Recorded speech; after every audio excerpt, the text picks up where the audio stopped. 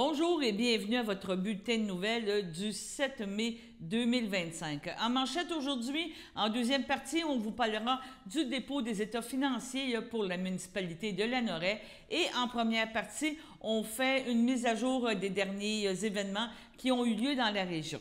On commence avec la CCIBA, donc la Chambre de commerce et d'industrie de Berthier-Dautrey, qui a tenu son souper tournant en collaboration avec la Régale, le regroupement des gens d'affaires de la Valtrie, ainsi que la Chambre de commerce de Saint-Gabriel. Donc, ce fut à l'église de Saint-Ignace qui a vibré d'une énergie entrepreneuriale contagieuse le 29 avril dernier. Donc, plus de 150 entrepreneurs, élus et acteurs du développement social et économique se sont réunis pour ce souper tournant annuel de la MRC Dautrey. Donc, l'événement a été conjointement proposé, organisé par la Chambre de commerce qu'on mentionnait de Brandon, d'industrie de Berthier-Dautrey et le regroupement des gens d'affaires du Régal. Donc, ce fut un rendez-vous, un incontournable qui a permis aux participants de réseauter et d'échanger sur les réalités du monde de l'entrepreneuriat. Ce genre de soirée, c'est un carburant pour notre tissu économique. On vient pour réseauter, mais aussi on repart avec des idées, des plein de projets, des partenariats et c'est une belle occasion, des belles démonstrations de la vitalité de notre communauté d'affaires de mentionner Gabriel Drouin-Martin, coordonnateur pour la Chambre de commerce de Berthier.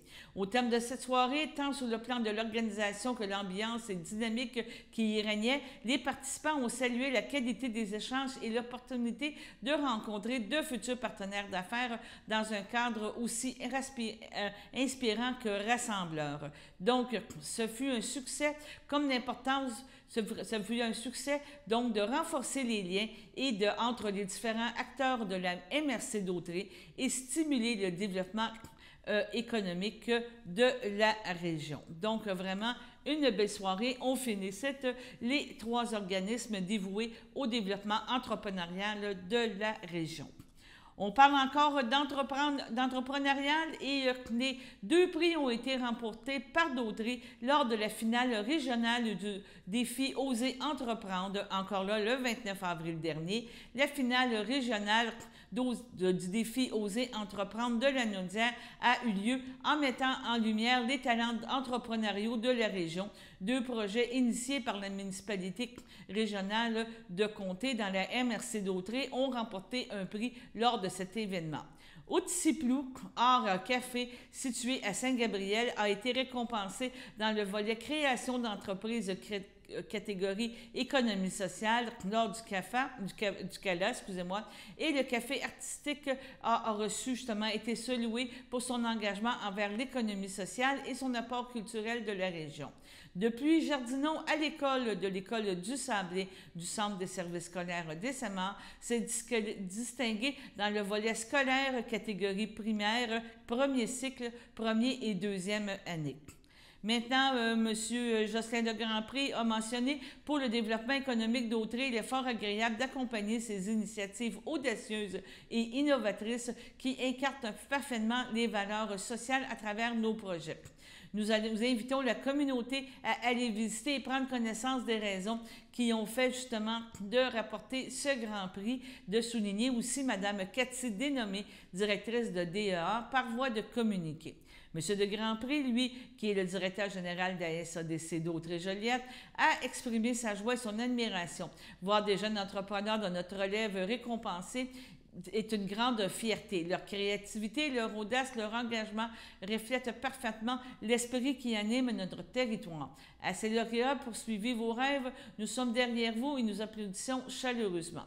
Le défi Oser entreprendre vise à inspirer le désir d'entreprendre pour contribuer à bâtir un Québec fier, innovant, engagé et prospère.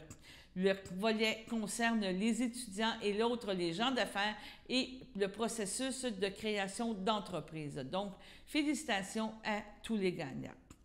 La Sûreté du Québec, maintenant, on change de sujet, demande l'aide du public pour retrouver Mathieu Bélec, 45 ans, de Notre-Dame de l'Île-Perrot.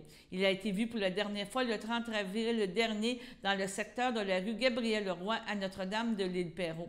Il pourrait circuler à bord d'un véhicule de marque Chevrolet Trax, année 2015, de couleur noire et immatriculé P17 TFC, donc Thomas François Charlie. Ses proches ont pour des raisons de crainte pour sa santé et sa sécurité. Il mesure 5 pieds 9 pouces, 200 livres, les cheveux bruns, les yeux bruns. Toute personne qui apercevrait M. Bélec est priée de communiquer avec le 911. Depuis, toute information pouvant permettre de retrouver cette personne peut être communiquée confidentiellement à la centrale de l'information criminelle de la Sûreté du Québec. Donc, si vous le voyez, soit faites le 911 ou la centrale d'information. On parle encore de la Sûreté du Québec et qu'il vous invite à une rencontre, un café avec un policier. Et cette activité aura lieu le 12 mai 2025 de 11h à 12h30 au McDo à Berthierville, donc 1040 Berthierville.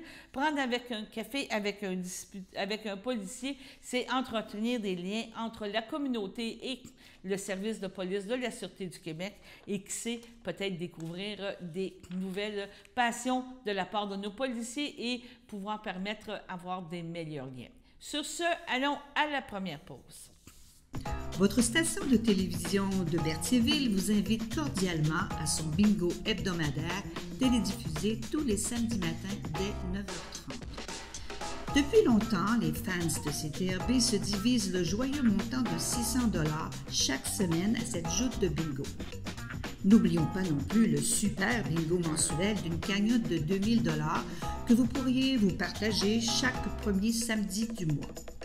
Un moment de fébrilité qui pourrait devenir payant pour plusieurs d'entre vous. Pour vous procurer ces fameuses cartes de jeu, les dépositaires participants sont à Berthierville, le dépanneur Formule 1, la station-service Arnois sur le boulevard Gilles-Villeneuve, le marché IGA Extra Famille Mont-d'Or sur la rue Gabriel-Brissette, le marché Métro Boucher sur la rue Notre-Dame et la pharmacie Proxime sur la rue Frontenac. À Saint-Ignace de Loyola, le dépanneur Proxy sur la rue de la Traverse, la boucherie Aldo sur le rang Saint-Michel. C'est donc un rendez-vous hebdomadaire chaque samedi matin à 9h30 sur les ondes de CTRB, votre télévision locale et régionale, celle-ci toujours en haute définition. Toute l'équipe de CTRB vous remercie de votre fidélité et vous souhaite bonne chance.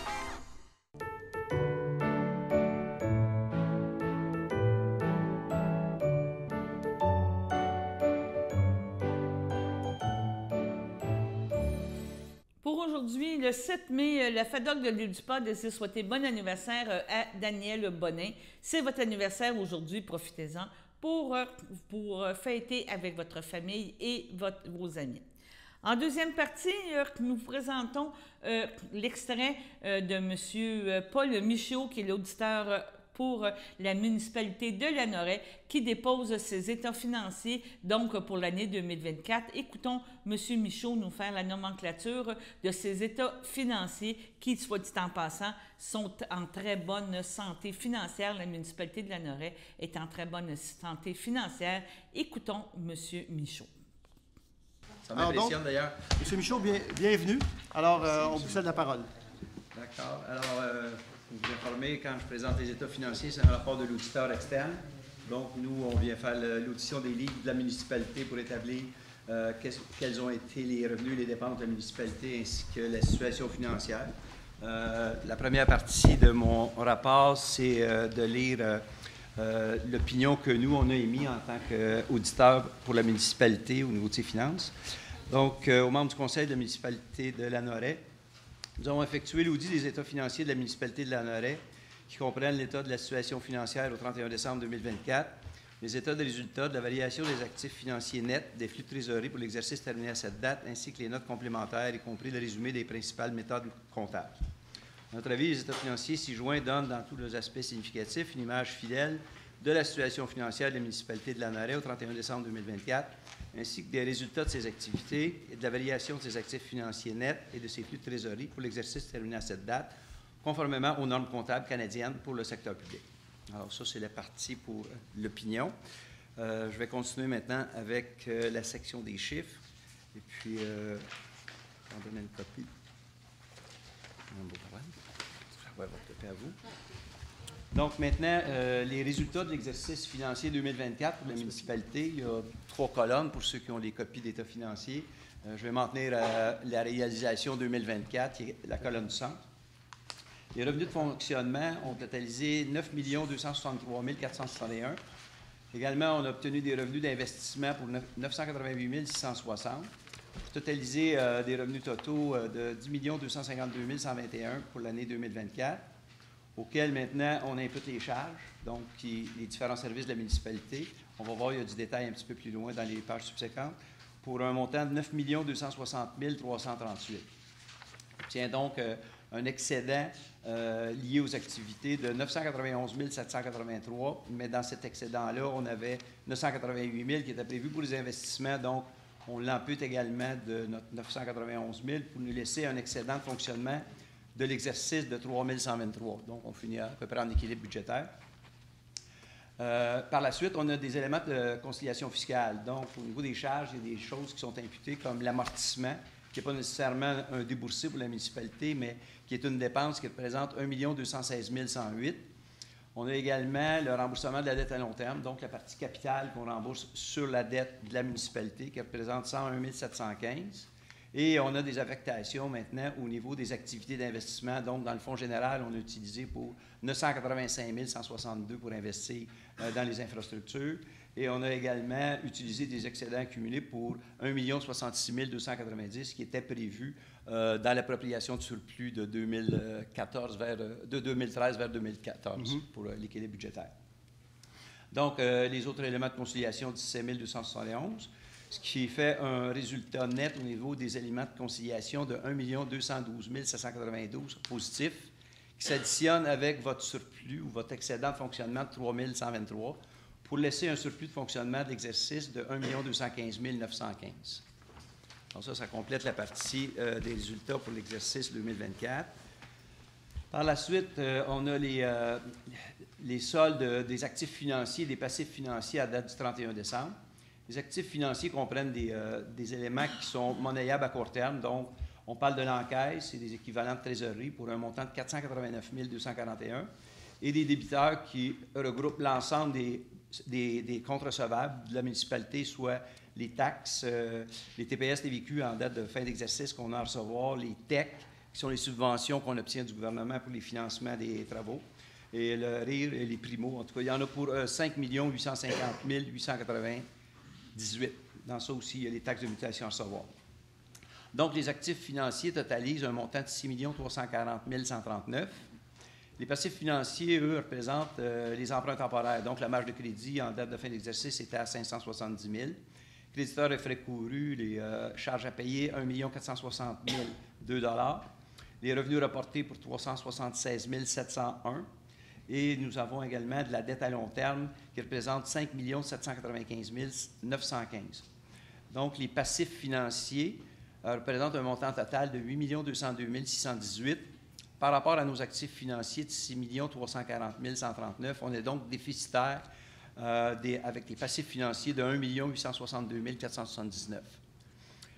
Nous avons cependant les actifs non financiers que la municipalité détient, qui sont l'ensemble des infrastructures, les terrains, on a les bâtisses, le réseau d'aqueduc, le réseau de transport, tous les actifs municipaux, le réseau de tous les services des loisirs.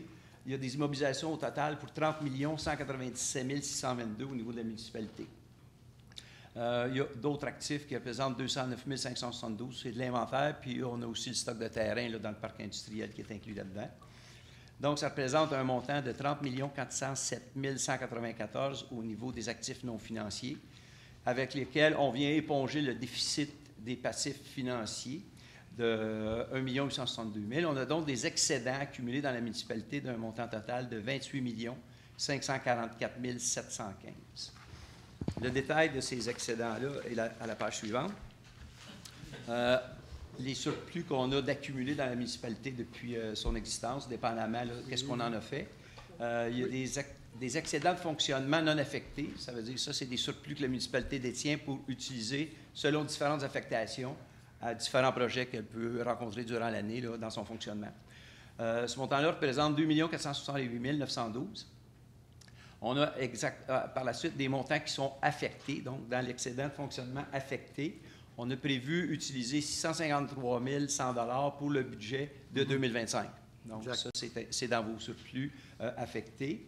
Également, on a des réserves qui sont des fonds qu'on a dédiés spécifiquement pour un fonds de roulement. Il y a un fonds de roulement qui est autorisé de 1,5 million, mais qui actuellement est utilisé en bonne partie car il reste 273 900 de disponibles pour des achats ponctuels que vous pouvez faire dans l'année.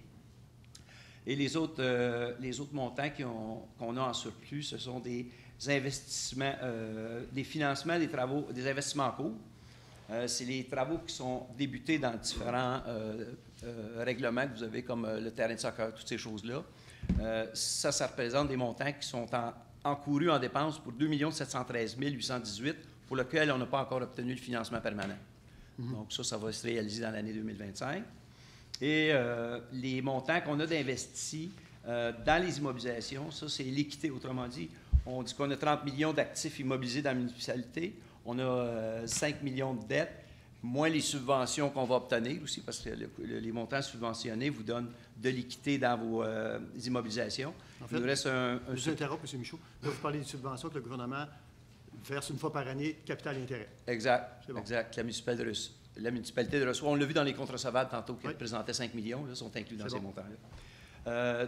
Donc, les investissements nets, c'est l'équité de 27 862 621. C'est comme si nos immobilisations nous appartiennent à 27 millions par rapport à 30 millions. Fait que ça représente quand même une bonne équité au niveau des immobilisations. Donc, ça représente le 28 544 d'excédent qu'on a vu à la page précédente. Le service de la dette, maintenant, de la municipalité, combien la municipalité doit en dette sur l'ensemble de ses immobilisations. On a un endettement total de 5 146 179. Mais dans ça, on va voir plus bas comment c'est réparti, par qui ça doit être remboursé, cette dette-là. On a également une dette pour l'endettement total. On tient compte dans ce montant-là de la quote-part qu'on doit pour la MRC. Donc, il y a un endettement à la MRC qui est réparti à travers toutes les municipalités. Et la part de l'ANORES, c'est 685 428, qui est inclus dans le 5 831 607. La répartition maintenant de la dette qui doit rencontrer les paiements sur la dette. On a des emprunts qui doivent être remboursés par une charge à l'ensemble des contribuables pour 2 073 392.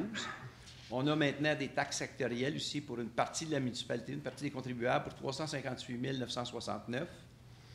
Par la suite, les dettes qui vont être assumées par des tiers, dont le gouvernement du Québec pour 2 450 et par le gouvernement du Canada, le 1 389 058, ce que je vous disais qui était inclus dans les comptes recevables tantôt.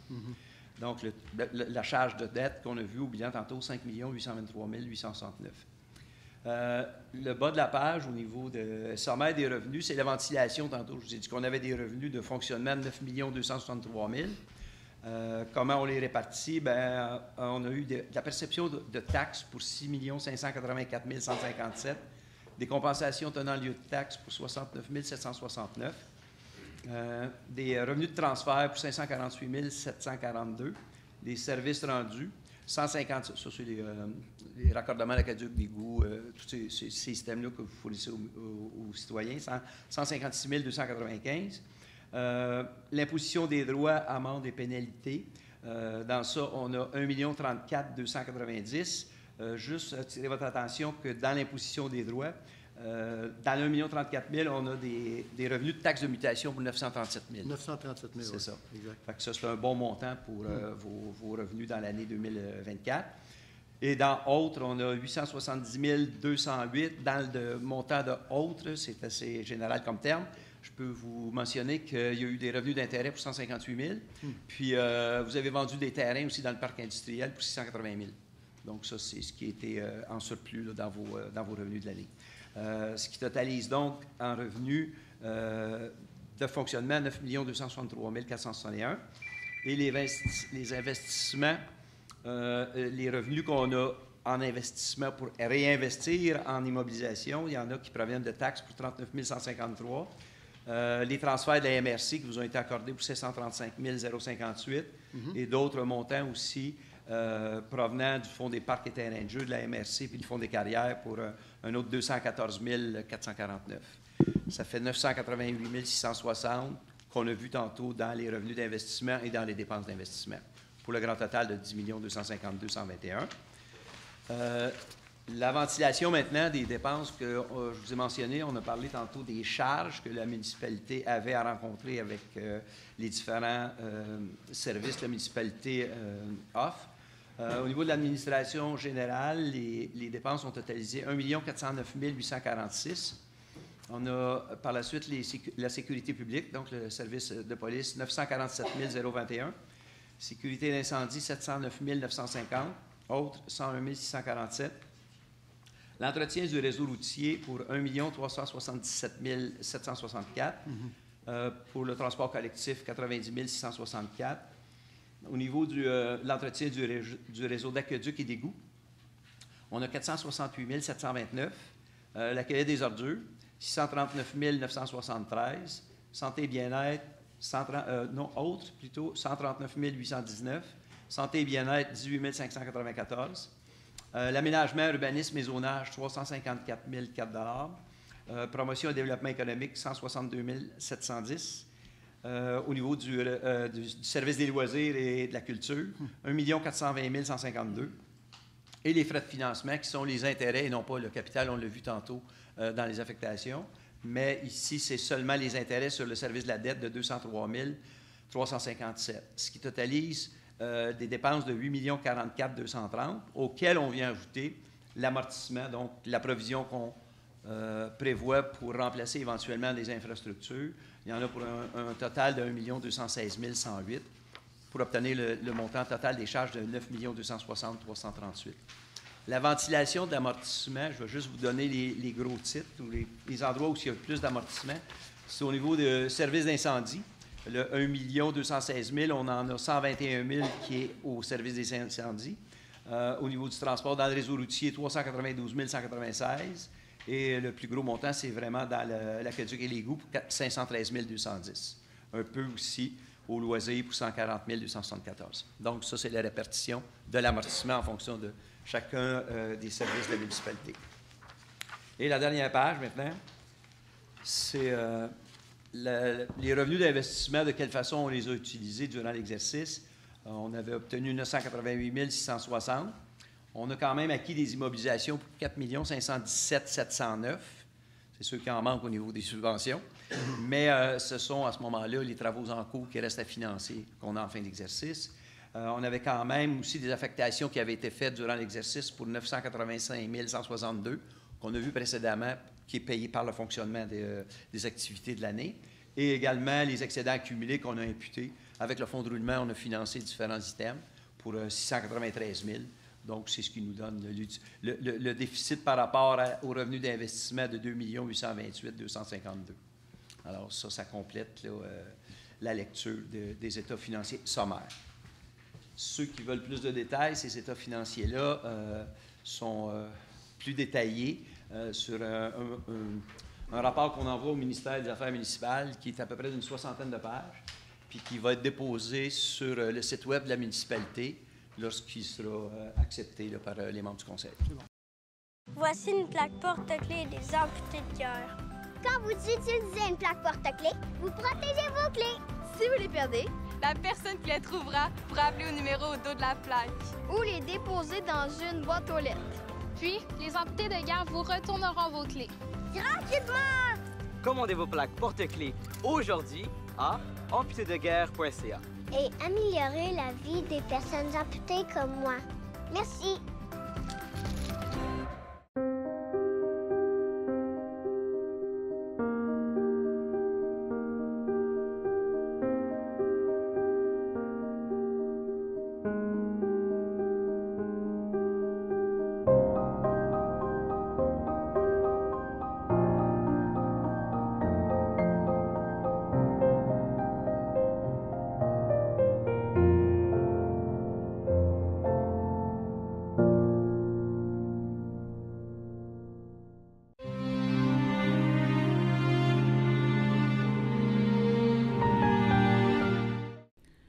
Au CHSLD, le Piémont à Saint-Jean-de-Matal, le 10 avril, à l'âge de 63 ans, est décédé M. Louis Bussière, fils de feu René Bussière et de feu Madeleine Saint-Martin, demeurant à Saint-Ignace de Loyola et natif de Berthierville.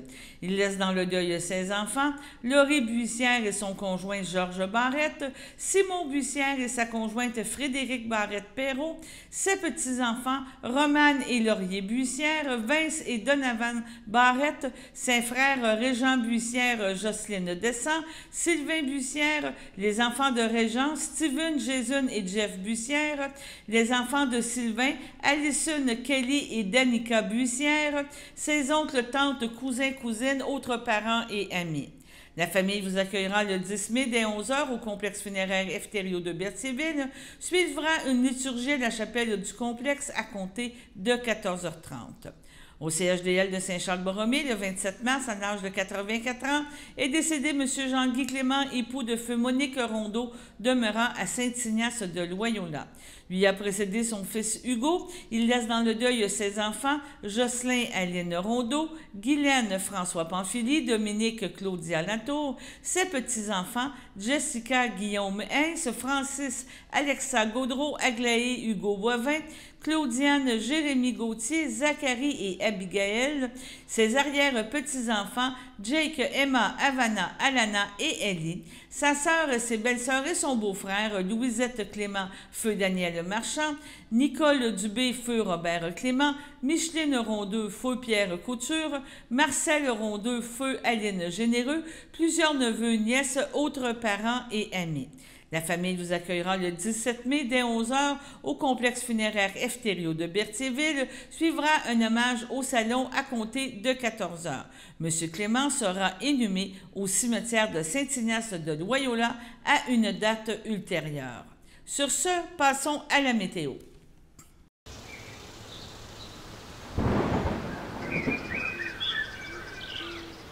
Bienvenue à votre météo de cette semaine. Aujourd'hui, mercredi soir, ce sera nuageux avec averses, une température de 11, un temps ressenti de 8, moins de 1 mm de pluie. Mercredi nuit, ce sera nuageux avec averses, une température de 7, un temps ressenti de 4, moins de 1 mm de pluie. Jeudi matin, ce sera nuageux, une température de 7, un temps ressenti de 4. Jeudi après-midi, ce sera nuageux, une température de 12, un temps ressenti de 10. Jeudi soir, ce sera nuageux avec éclaircies, une température de 9, un temps ressenti de 7. Jeudi nuit, ce sera nuageux avec éclaircies, une température de 5, un temps ressenti de 1. Et voilà, c'était tout pour votre météo.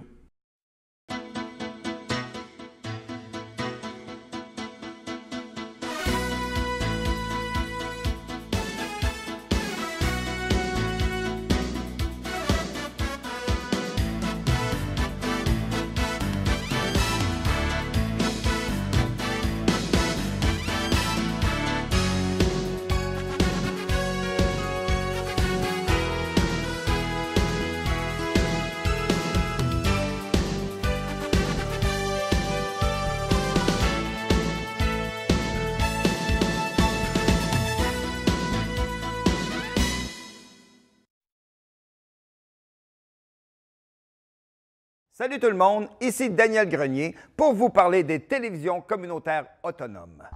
42 télévisions situées dans 15 régions administratives du Québec. Elles parlent des enjeux locaux et font rayonner les citoyens en leur donnant accès à un média accessible. Je la savais par cœur, celle-là. Ensemble, encourageons les télévisions communautaires autonomes. Oh, ça roule encore? J'ose ma télé communautaire.